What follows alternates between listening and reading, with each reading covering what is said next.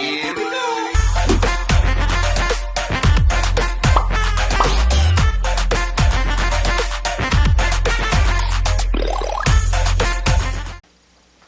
Pretty good show. Welcome to my State of Play 2021 recap and reactions, and I'm personally excited for most of these games that they show. And personal favorites like Kenna, Bridge of Spirits, the Zelda lookalike, whatever you want to call it, it looks really good. I'm going to check out the beta and sign up for the crossplay beta for Knockout City. It's just so many good games that they show. And what about that Final Fantasy VII Remake Intergrade upgrade, or I'll say Intergrade update, with the Yuffie episode that's going to be playable this coming summer? I can't wait. But let's go ahead and start, and just I'm just going to quickly try to run you guys through all the announcements. And if you guys want to, I'm just going to set you guys up with the shortcut and link you guys to the show to bring you guys up to speed. If you want to rewatch it yourself in full, you can pick and choose what you want to watch. And if any of these games in the description that's going to be listed catch your attention, I'll have the release date in the description with these titles I'm going to go through and talk about and discuss in this video tonight for you guys. And whatever you like, you could check out on your own at your own whenever you guys get a chance. But this was a pretty good show.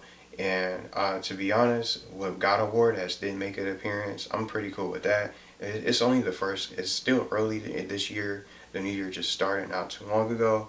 We got God of War Ragnarok that didn't make a showcase and didn't appear tonight.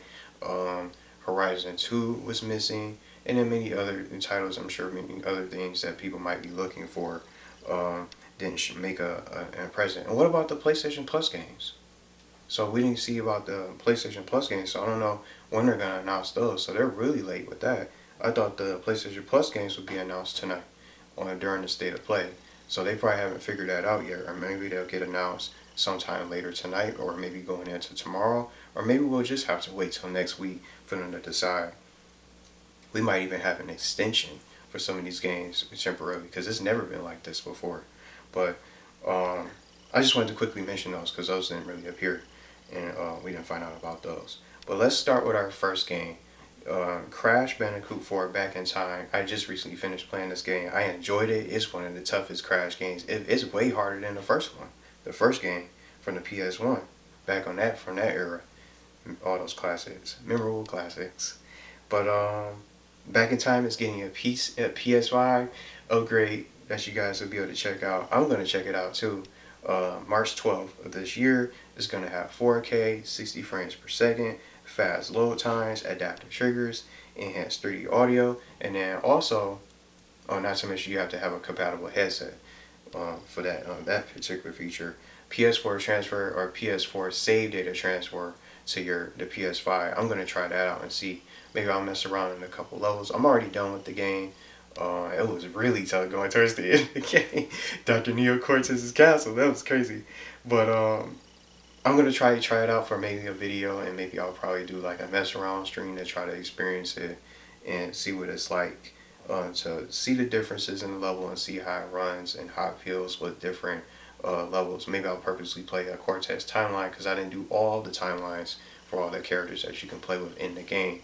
I can try out a Cortez timeline, a Dingo Dio timeline stage, and all the other characters that you can play as Otana, and see how it feels, and just the differences with on the PlayStation 5 version itself.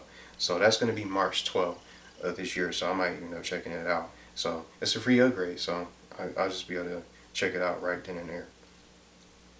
But this next game, Returnal PS5, we got our first glimpse at gameplay. Now, just like I have listed here, it reminded me of Mass Effect, Doom, Resident Evil 7 a little bit, just especially when she entered the house in first person. So it seems like it's going to be a first person and a third person sort of game that you can play, and just with the creatures and monster like encounters from the combat, I got some Doom vibes from it, and just from the gunplay itself reminded me of Mass Effect. So I'm also excited for that for March, by the way. But it just really looks amazing. So this is coming out April 30th, 2021, Returnal. So you guys got to definitely check that out. So our next title, Knockout City. This is not new to me.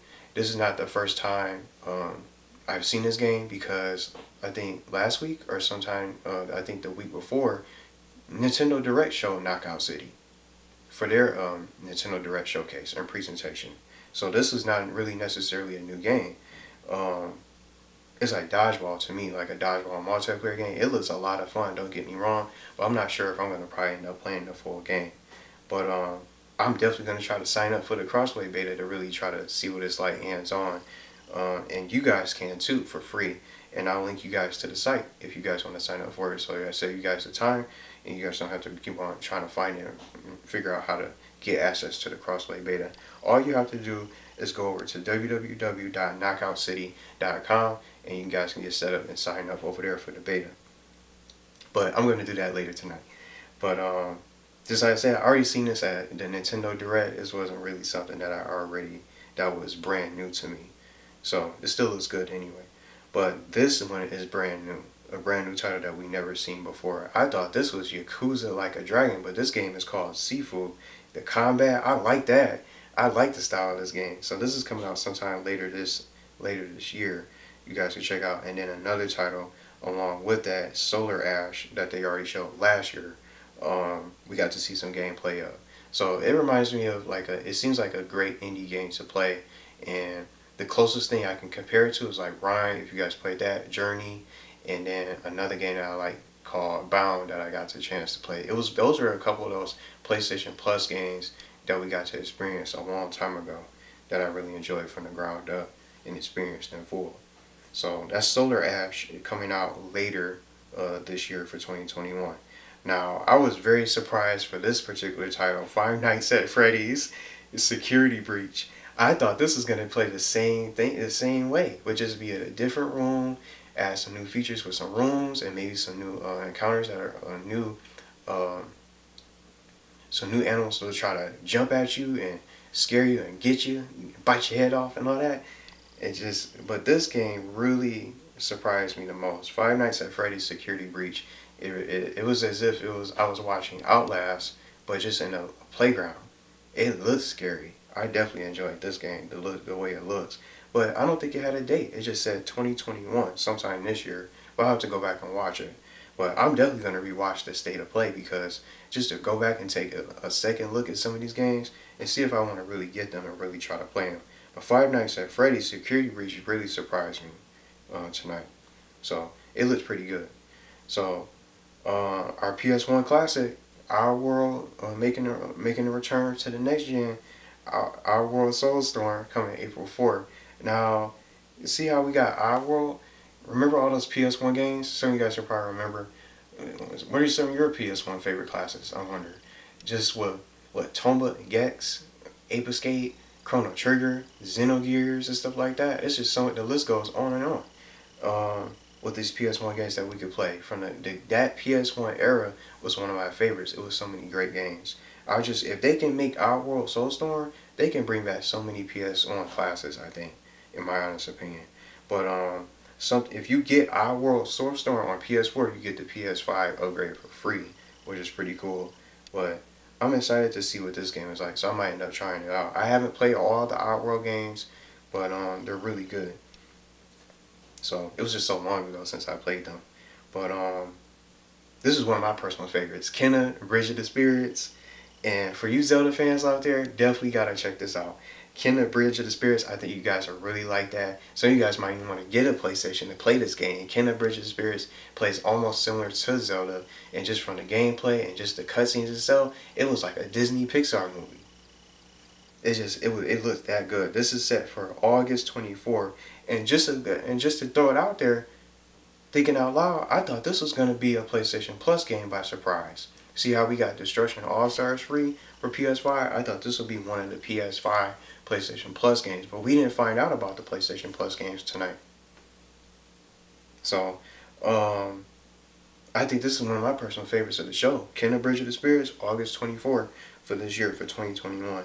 Deathloop, I already seen this before from last year. The FPS game, it looks fun. It seems like it's capable of having some kind of multiplayer. I think it's just like different targets you go after from what they showcase. Different targets you go after, and bundles of enemies that try to shoot at you, in different ways that you can eliminate your opponents and get the enemies to clear a path as you advance and take on those different bounties and different targets that you have to go after in the story. But this game already looks good. I don't think I caught the day of Deathloop, so I'm gonna just have to make sure I check it and see if Deathloop had a date, and also Five Nights at Freddy's Security Breach. But this was the last part of the show. What about this? Final Fantasy VII Remake Intergrade update, or basically the new episode for Yuffie, showcasing Yuffie from Final Fantasy VII, and then one of her buddies or partners in crime, look, Sonan, you get to play as, and then you get to see some gameplay. We got to see gameplay of the abilities of both characters, the team moves. I'm really excited for this. And then it's gonna get some upgrades, faster loading times, normal classic difficulty, photo mode, and then just like I already mentioned, the new Yuffie episode. So this is coming out June 10th. I was gonna say 20th.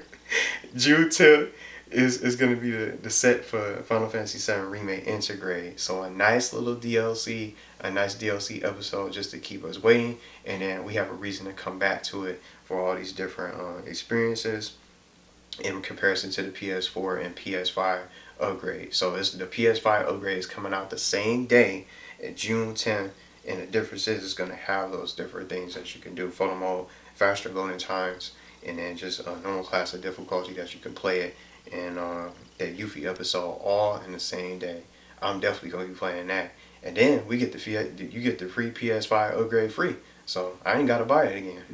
So it's about to be a lot of fun. And that was basically it. I thought it was going to be another bombshell, but I think Final Fantasy VII Remake Intergrade was one of my favorite announcements from tonight. I'm going Kenna Bridge of Spirits, Final Fantasy VII Remake Intergrade. I like Returnal. I'm cool with that Crash Bandicoot PS5 upgrade, but I don't know. I really liked Sifu. I like every game. I did like every single game. There's nothing wrong with any of the titles I was showcased tonight. So I want to try more of the beta. I want to try the beta for Knockout City, see what that game is like, and see if I really want to get it. The Solar Ash looks like a game I would play, and then just some other missing games. Goodbye Volcano High I would like to play. Roads, I think it was called, that they showed from last time. That was way before. That was back in 2020. But it's a lot of games that didn't really make it to the show. So I guess they wanted to at least show a couple of new things and give us a little bit of updates, little by little. So I'm not sure when the next I was about to say direct. The next direct will be. I'm not sure when the next state of play will be, because I don't know the actual dates for them. So I guess they'll probably announce more as we go. But that's everything that we got. So we got our news, but I'm curious to see what you guys thought about the tonight's showcase.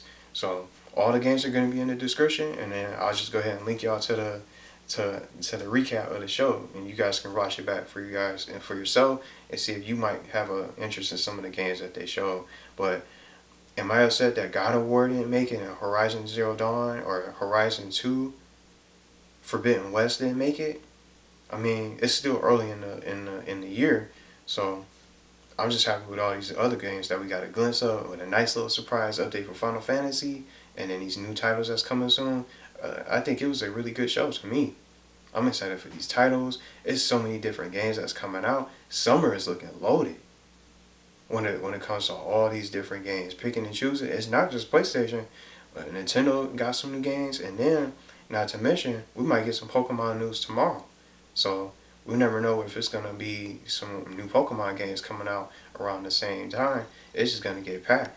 And then I'm sure the other games that's gonna be coming out later on in the year. Ratchet and Clank is just one of the summer titles. So let me know what you guys thought about the show.